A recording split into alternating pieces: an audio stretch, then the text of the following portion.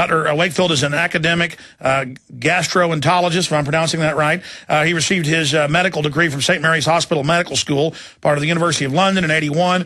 One of the fourth generation of his family to have studied medicine at the teaching hospital. He qualified as a fellow of the Royal College of Surgeons in '85, and '96 was awarded the Wellcome Trust Traveling Fellowship to study small intestinal transplantation in Toronto, Canada. He has made a fellow of the Royal College of Pathologists in 2001. He has published over 140 original scientific articles, book chapters, and invited scientific commentaries.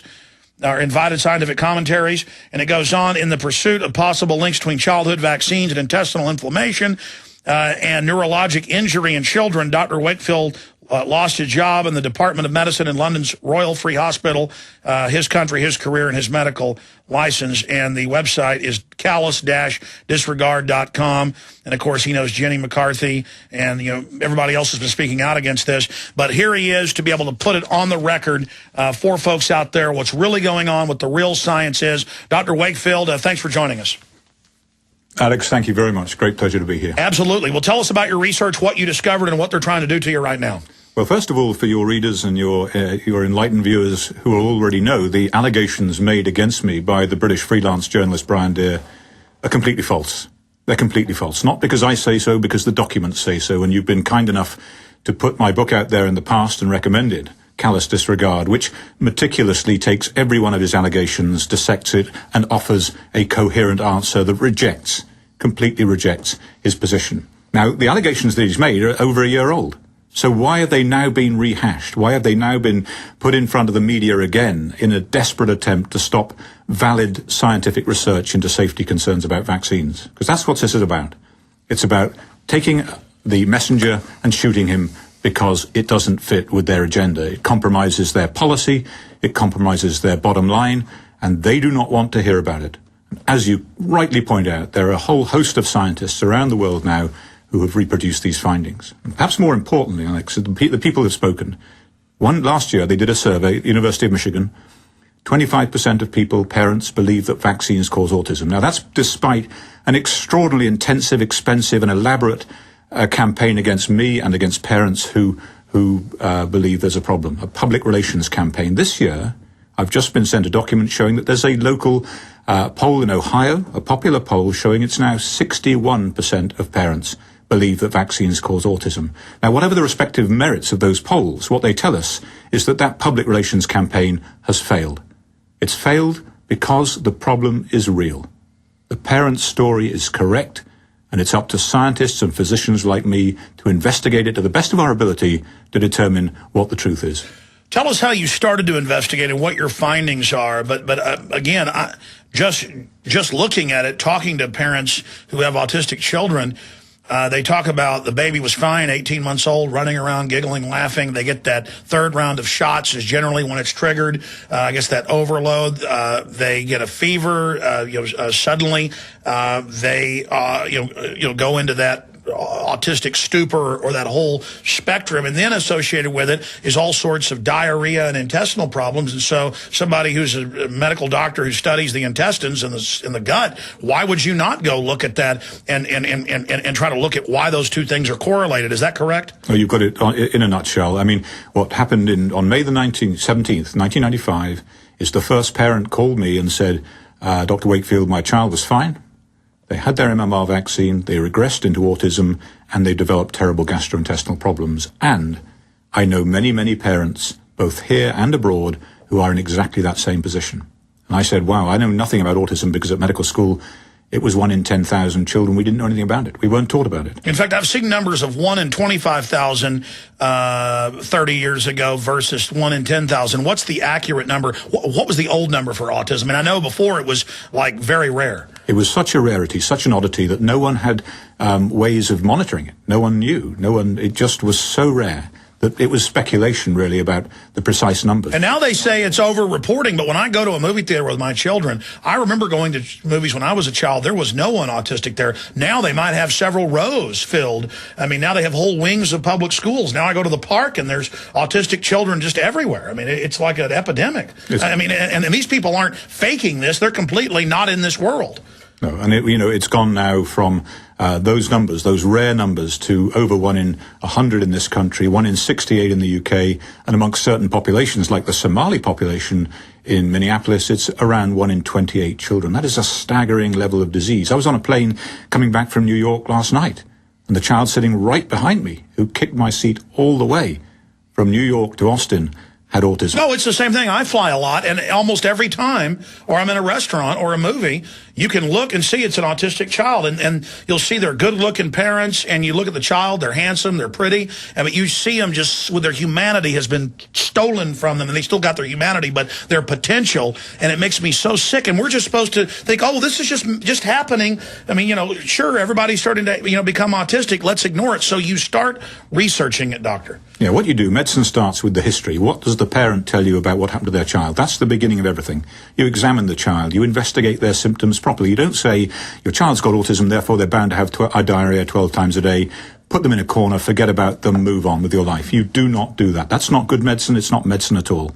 And so what we did at the Royal Free was take these children with clear sickness, clear illness, and investigate their symptoms appropriately. And what we found is that the parents were right.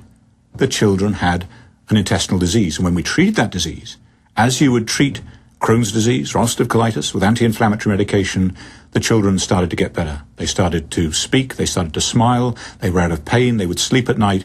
And that was the beginning of a fascinating journey, and a very important journey. And others now around the world have replicated our findings. And one of the things, I was on a show the other day where they called me a liar. I think Anderson Cooper called me a liar for saying that the work had been repeated by others around the world.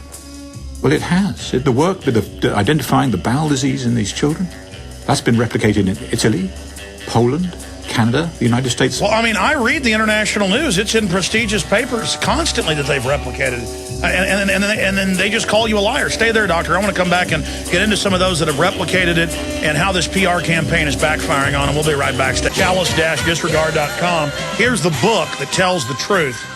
And it's available on Amazon, you name it. We also sell it at Infowars.com. Andrew J. Wakefield, forward by Jenny McCarthy. Very important. And the way they've demonized Jenny McCarthy, like, oh, she's just doing this for attention. No, she has an autistic child. Or you, how dare you? I mean, they talk to you like you are Satan when you're on these shows. This is your chance, uninterrupted, to counter these people.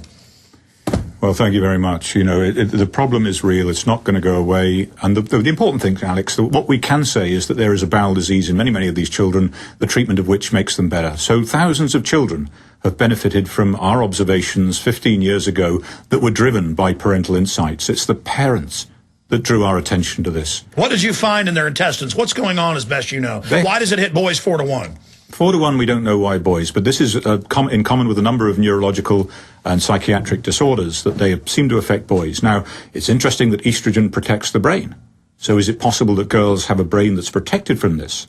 Girls seem to be less susceptible to infections in early life. Doctors have always known women are tougher. Absolutely. They remain that way for the rest of their lives. But so it may be that there are immunological reasons or developmental reasons or genetic reasons why girls are more robust in these circumstances and don't experience the same kind of problem. Nonetheless, what we see is a bowel disease that seems to affect anywhere from the top of the gut right the way down through the bottom. The children are in pain. There's no doubt they're in pain. But of course, they've lost the ability to express that. They can't speak anymore, or they can't communicate in the way that they could. So they can't tell parents that they've got gastrointestinal problems. They can't tell them that they've got tummy pain because they... What's the trigger in the MMR? Well, we don't know, and this is what we're looking at. Is it the MMR? We don't know. Do we think that the MMR is implicated? Yes, I do. But I have no proof of that. That's my opinion. And my opinion isn't worth much compared... I mean, there's all these other studies, too, in like Italy and other places you mentioned. We can go over some of those if you'd like, but anybody can type in, Italian studies shows linked to vaccines and intestinal problems. It'll come up. Or the German studies. I mean, there's so many.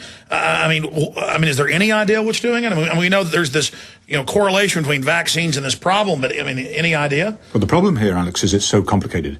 It's not just a live viral vaccine that kids are getting, but at the same time they're getting vaccines that have mercury in, like the influenza or the meningococcal vaccine. They're getting vaccines that have aluminum in at high concentrations. What are these neurotoxic substances doing in there?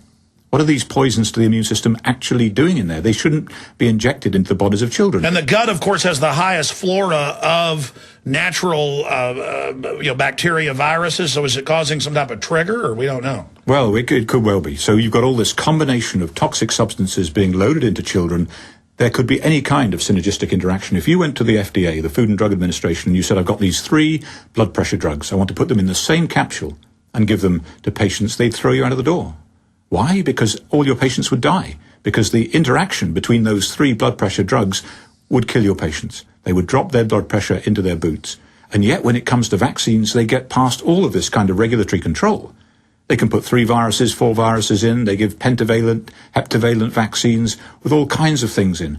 And there is no proper regulation of safety standards for vaccines. Beyond that, the manufacturers are not liable. So it's a great market. Why would you not get involved if there's no liability and only profit? And now most of them are being made in China.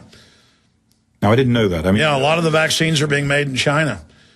So think about that with the record of the melamine and the rest of it. So you were telling me during the break about some of these shows, the way they're going after you and building these straw men up. Well, I think that what's obvious to me is that they're extremely angry. They're extremely angry because they've read this story from the journalists in the UK. They've bought into the idea that it must be true. They don't care that there's another side to this. They don't care that 89% of parents in this country put vaccine safety research as their #1 medical research priority. 89%. Again, the people have spoken, but they don't care about that. What they care about is pinning this on one person to blame them for what has happened. And because of your courage, you've been picked as the patsy. Plus, you come off as very credible. You have a great medical pedigree, all these awards and laurels. They think if they can cut your head off, that'll scare everybody else. Just like with the global warming, they want to crucify a few researchers as they tried a decade ago, but that backfired too. Now it's been proven to be a fraud. I think this is real. You know, what they do is they isolate me and they show the rest of the medical profession, the scientific profession, if you get involved in this, this is what's going to happen to you. Your career is going to be destroyed. You're going to lose your career. You're going to lose your job. You're going to lose your medical license, and you're going to lose your country. Well, for me, you know, if that happens, okay. But every time I see a kid with autism, I think I don't have a problem. I think I've got a job to do and I'm going to do it. And I don't know whether vaccines cause autism or not, but I am going to try and find out. I'm going to do my very best to find out because the issue is too important not to. Absolutely. And when we come back, you were telling me during the break how they had some family on who didn't take a vaccine. They were trying to blame you. You've been very moderate is why they hate you, because you come off as credible. You just said, I want to research this more. And so they go after you because you're so effective. And so we'll talk about that. We'll talk about how we can help children. What we have found is helping them. We'll be right back with our guest, Dr. Andrew Wakefield. I'm Alex Jones. We are back live, ladies and gentlemen. Callous disregard, autism and vaccines, the truth behind a tragedy. Andrew J. Wakefield, forward by Jenny McCarthy. Excellent book. Now, you can cover whatever you want in the 30 minutes we've got left, but I'd like you first to go through their lies, go through the things they've done. The first one I threw out to you was, I remember reading, it's incredible, hoax, doctor exposed, and I read, in studies, he paid people for blood samples. And I'll go, well, wait, every research study I've heard of, or almost all of them, people are paid to be part of the research study. But then you went further. It turned out you didn't even do that. So, I mean, it's just, but they're playing on people's ignorance to even try that. So let's talk, Doctor, specifically about the type of fraud you're talking about here. Certainly, Alex. So one of the allegations that's been made and has been repeated in the media is that the Lancet study of 1998, those 12 children who had autism and bowel disease, that somehow I paid them to take part in the study. Nothing could be further from the truth. They were clinical patients seen at the Royal Free as part of the National Health Service, and they were investigated according to their symptoms. I paid them nothing at all. The truth is that as a later study, looking at blood measurements in a research setting, I asked my children if they would be prepared to give me a blood sample, and they said yes. And their friends at a birthday party also agreed. It was done with fully informed parental and child consent. Many of the parents were doctors. And so they allowed their children to have a blood sample taken. The kids were fine, and they got the equivalent of about $7.50 for their trouble. And that has been blown up into some kind of bloodbath that was, or that I had paid these patients to come to the Royal Free to be part of some litigation in order to bring down the vaccine manufacturers. Nothing could be further from the truth. Another allegation is, and this occurred yesterday on Good Morning America, is they put up a clip of a family who, apparently, according to my research, did not give their children the Haemophilus influenza B vaccine, the Hib vaccine. Now, I've never said a single word about the Hib vaccine. I've never mentioned the Hib vaccine. My work was related to the measles, mumps, rubella vaccine. And now they're blaming me because parents have not given their children the Hib vaccine. I mean, that is the most contrived piece of journalism I have seen in a long, long while. It's straw man. They don't attack Andrew J. Wakefield. They attack this made-up creature that they then tear apart for the world. Yes, it reminds me of that Disney film, Beauty and the Beast. The scene, kill the beast, kill the beast. This is like Salem, the visceral response that they're trying to whip up in the public to try and crush this dissent, to try and stop valid vaccine safety research taking place, is completely out of proportion and is not doing any service to the American people or indeed the children of the world. Well, how much do Western vaccine makers make a year? I've seen numbers of $8–10 billion. I mean, do you think they're going to let research doctors start actually showing the carnage that they've caused? Do you think they're going to let anyone get in the way of that business? I mean, look at the ads. Probably half the ads on network TV are drug companies who have their vaccine divisions. And so it's a complete conflict of interest for all of these networks that are savaging you. They're on the payroll. Yeah, there's a big problem here. One is that they are allowed to advertise directly to the consumer. That doesn't occur in the UK, but giving the, ask your doctor about this drug, getting it out there, they begin to own the broadcasting companies. They own the TV companies because they depend upon their advertising. They even make up stuff like restless leg syndrome, which is now admitted to be a fraud.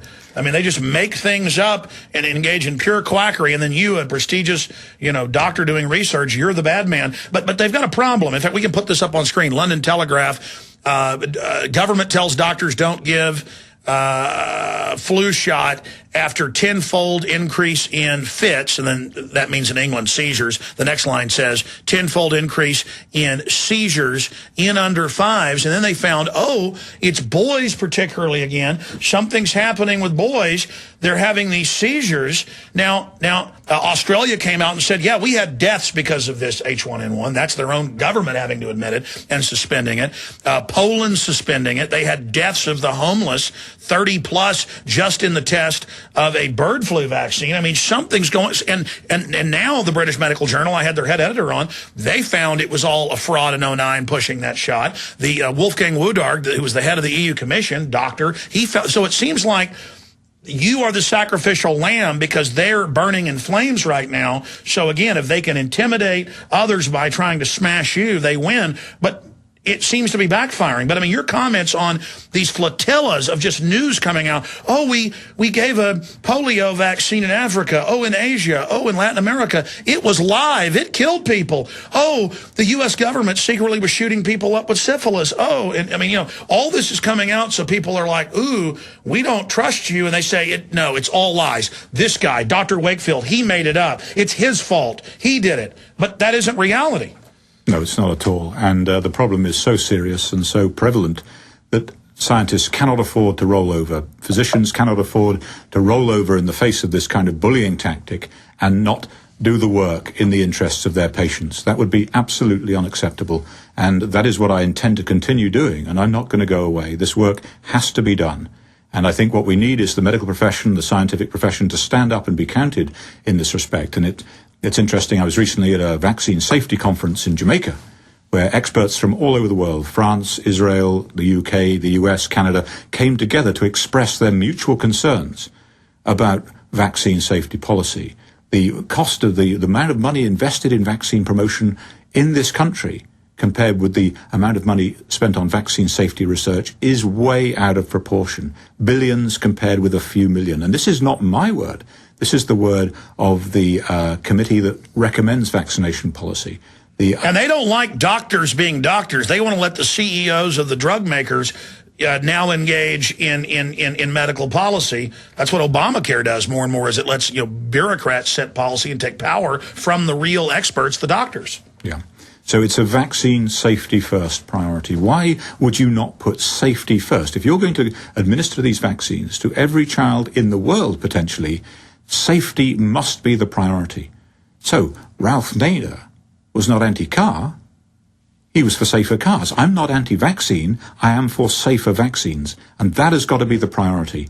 Not profit, not bottom line, not policy, but putting the health of children first. There are nearly 30 million children in this country alone who have a chronic immune or inflammatory disorder, which, when you and I were young, didn't exist. Well, very, very rare. Dr. Blaylock, who you know is a prestigious retired brain surgeon, he's done research and he sources all the other research, quoting it on air when he's joined us. But he says, just looking at the brain, it's clear that the adjuvants, the aluminum, the mercury, but the virus itself, or in other cases the bacteria itself, is causing, because it's not going through the skin or the mucous membrane the way it's absorbed, it's causing an autoimmune inflammation.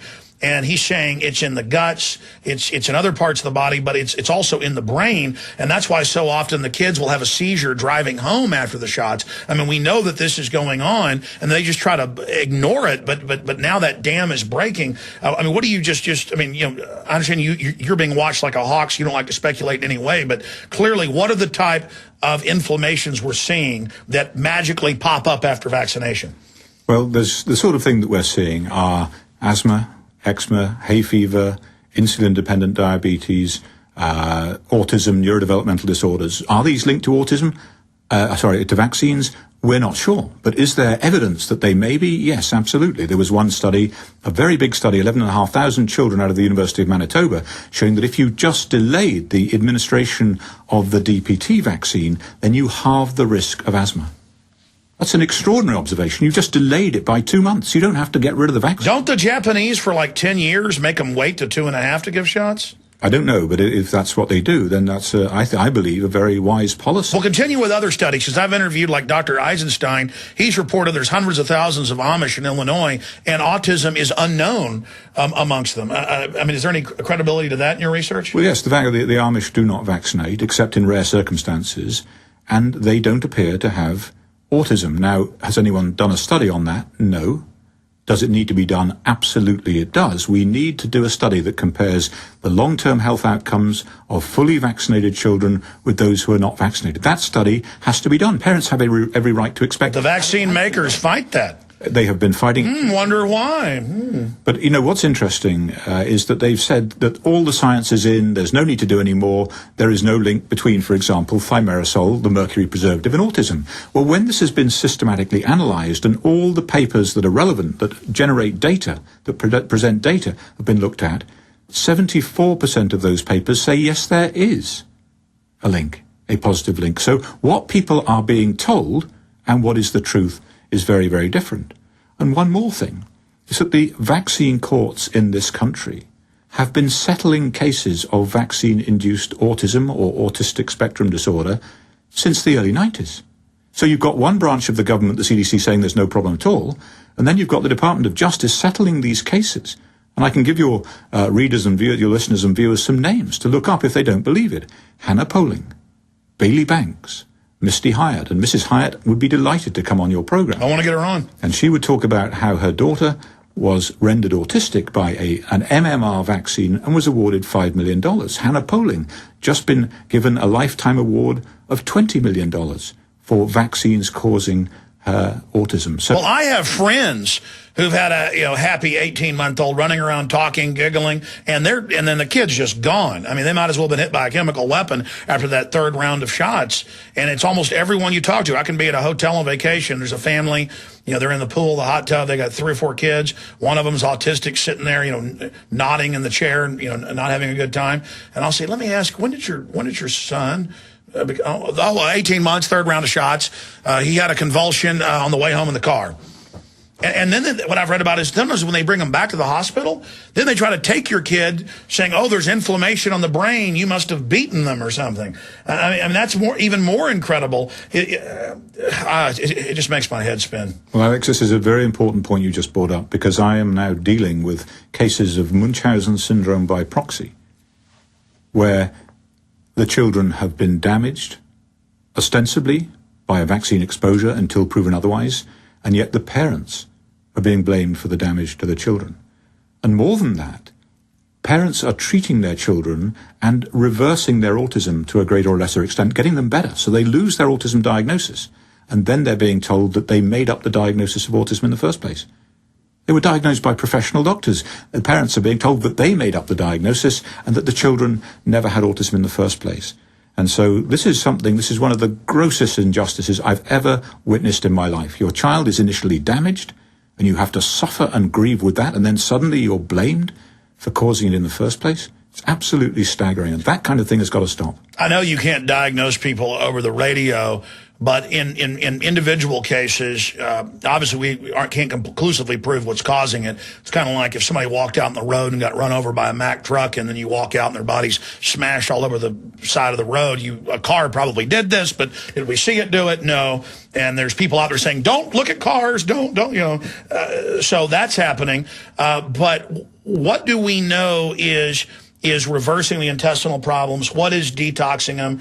And what do those success stories point towards? Well, good medicine starts with the history, the examination, and the clinical findings. So from my perspective, it was of gastrointestinal problems which were confirmed to be of an inflammatory nature when we took little biopsies from the intestine. Now, we know a lot about treating inflammation from the years of treating Crohn's disease and colitis. So we had an opportunity here to intervene by treating these children with anti-inflammatories. So the mild anti-inflammatory drugs that were used in Crohn's work very well. These are aspirin-like drugs, but ones which heal the intestine. The diet has been extremely valuable. This is a gluten, casein-free diet. And if there was one thing that I would recommend that parents start with, it would be the gluten, casein-free diet. Now, people have said for years, oh, there's no evidence, that's just parents making it up, or it's dangerous. Actually, now there are randomized controlled clinical trials showing benefit. And if anyone wants to look that up, the name is Whiteley et al. Look up that paper and you will see a big study showing benefit from the diet. Take it to your doctor, show it to them, and use it as evidence-based medicine that the diet is certainly worth trying. So a gluten, casein-free diet, and the value of that is that it's in the parents' hands. It doesn't involve giving a drug. And hey, what's it going to lose trying it?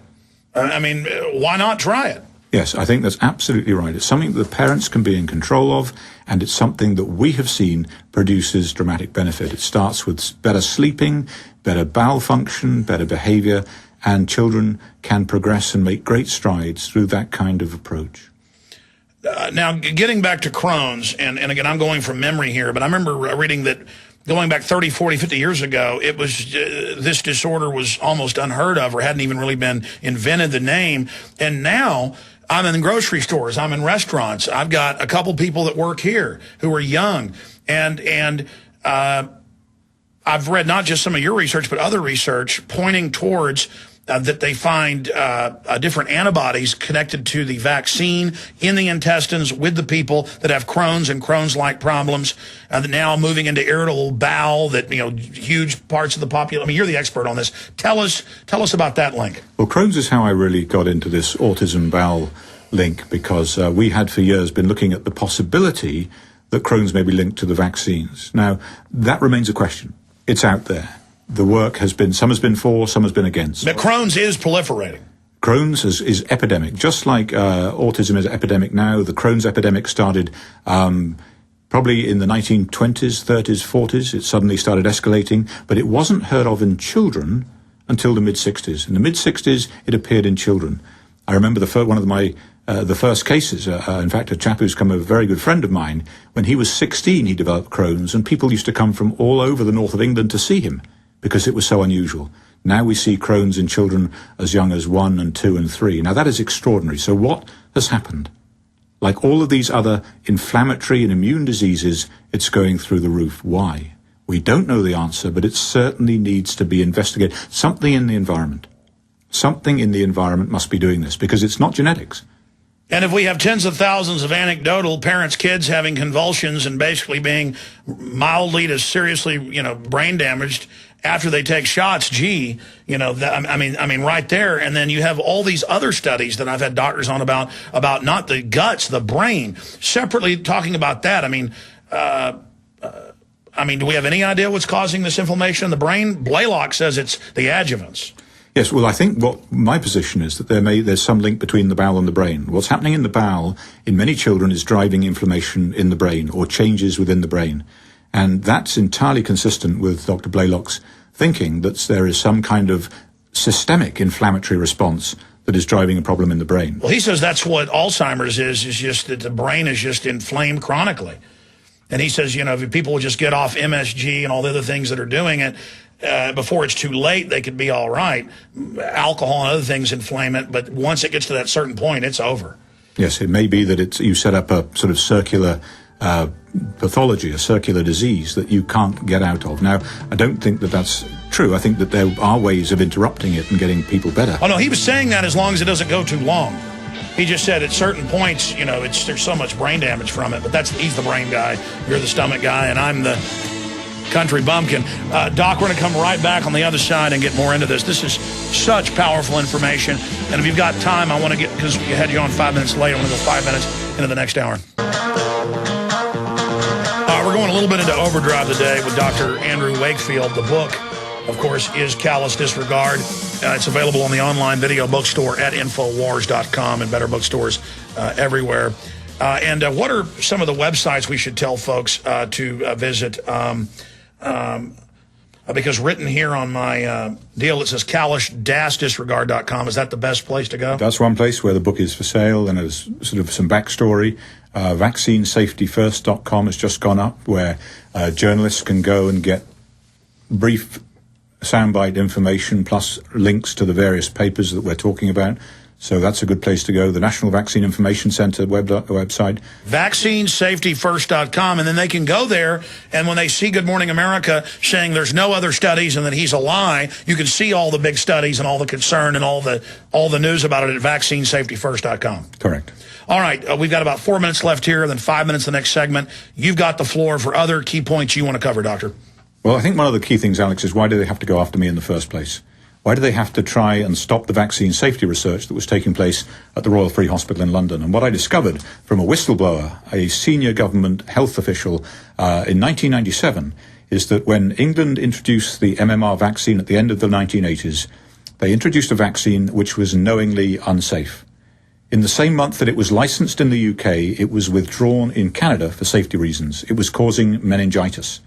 And he was brought across from Canada to advise the UK government on whether they should introduce this vaccine or not. He said no. They went ahead and introduced it. It was cheaper. It was made by SmithKline Beecham, the local company. Were those the reasons? I don't know. But he advised them not to introduce it, and they did. And what happened was that 4 years later, it had to be withdrawn overnight because just as in England, just as in Canada, just as in Japan and Australia, it was causing meningitis. Children were damaged. And children were damaged at 100 times the rate that was predicted by their surveillance methods, which were inadequate. Now, why was that vaccine ever allowed onto the market? What did happen, and this will ring bells with you, is it changed its name. That's the only thing that changed from Canada to the UK. It went from Trivarix to Pluzarix. So why would you change the name of a product? Same vaccine, different name. It had to be withdrawn because it was causing damage. And he told me he knew that many, many children were injured by that vaccine. Will they ever be compensated? No. Will they ever be acknowledged? No. How did it come about? Because the vaccine manufacturer themselves expressed concern, according to him, about introducing the vaccine. They didn't want to do it because they were having problems in Canada. They had a liability.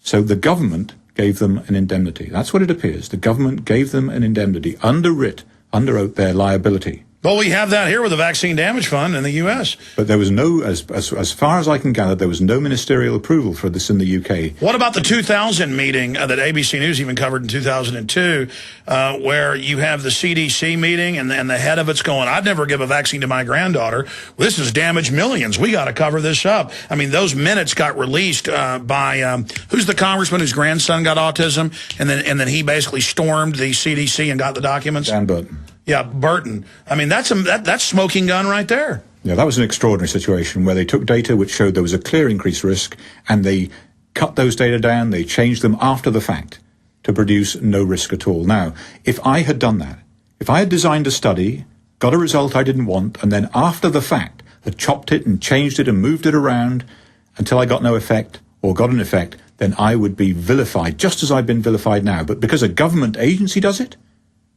then it's perfectly acceptable. Well, your study's been replicated in spades. That's why they're coming after you. That's correct. The bowel disease that we discovered originally has been confirmed by other people. Is there a link between the vaccine and the disease? That work is going on. It needs to be done. It's not going to stop. And the kind of study like the vaccinated, unvaccinated study, those are the sorts of things that need to be done to establish whether or not there is a causal association. Well, I mean, I'll say this. I've got children. I know there's science in vaccine technology, and I would like to have vaccines that I could trust. But, I mean, the fact they have liability protection in this stream of carnage, you can't trust them. Trying to quantify what these autoimmune responses are and all these countless other studies in other parts of the body, the pancreas, the liver, the brain. But we were trying to, during the break, to talk about what is this connection to the stomach, this highly volatile area of the autoimmune system, obviously the front line, and tying into the brain. And I think you quantified it excellent. Break that down. Well, the brain, the intestine is really the first point of exposure to many, many toxins, bacteria, alcohol, any number of toxins. It's got to be working properly. It's also the biggest immune organ in the body. It's also got more neurons, more nerve cells in it than the brain. So it's a crucial interface between us and the environment. Now, people say, I don't understand this gut-brain link. Tell me how it works. Well, alcohol is a very good example. Alcohol is a neurotoxin. It poisons the brain. We take it through the gut. It has to get through the intestine, through the bloodstream, to the brain. So there's a very good example of how a gut-brain neurotoxicity can operate. And people then start to understand how that might take place, how that might be working. There is nothing conceptually difficult about what we're talking about. Does it happen in other diseases? Yes. Patients with celiac disease, an allergic sensitivity to wheat, they have a number of neurological problems, including dementia and seizures. But it all starts in the intestine. So that is a very, very fruitful area, not only to approach the mechanism of this disease, but also help treat children to get them better. So that has been my approach and will continue to be my approach to this. So something toxic is being triggered in the gut, and it causes neurologically. Do we know what's going on in the brain? I mean, they can deny it's vaccine, but what's happening to their brains? We still don't know. We still don't know. We know that function is being altered. We know that growth of the brain and development of the brain are being altered. How is that happening? We don't know. And there are many people who've got some very, very good ideas about things called excitotoxins causing inflammation and damage to the brain. But at this stage, we're still looking. Yeah, that's what Blaylock goes over and all the other doctors he sources on this inflammation. And wow, well, we've got about 2 minutes left. Any other tidbits that are important for parents and people out there? Well, my final message is really to parents, and that is read. Please go and read. There are two sides to this debate. Read both sides of the debate. Go to the CDC's website. Go to the National Vaccine Information Center and other people's websites. Get the information. Find yourself a sympathetic doctor and talk them through your concerns about the vaccines. Ask to see the product inserts. Read the product inserts to see if there is, for example, the mercury preservative thimerosal in there. Because they lied for years and said that they'd taken it out. Well, they advised that it was taken out. There was no order saying this is a neurotoxin, it should not be in there, take it out. But at the same time that they took it out or advised that it should be taken out, they put it back in the influenza vaccine. So at 4 times what it had been. That's right. Pregnant mothers and young children getting the influenza vaccine containing mercury. So you're taking it out on the one hand and putting it back in the other. That makes no sense. And then they say, well, you get the same amount in a sandwich, a tuna sandwich, but talking to endocrinologists, people that toxicologists, they explain this is injected directly into the blood, not going through the stomach that's designed to filter some of that out. And it's not like mercury in fish that's biologically bound, is the way it's explained to me. So it's much different, especially when it's connected to the pathogen, which then supercharges it. Yeah, I think that's right. If people are saying that, and they are saying that it's no worse than having a tuna sandwich, that is grossly misleading. And that's only either being said through ignorance about mercury metabolism, or it's deliberately deceptive. And that's most unfortunate. So my final message is for the authorities, because what you are doing is compromising public confidence in vaccine safety policy across the board.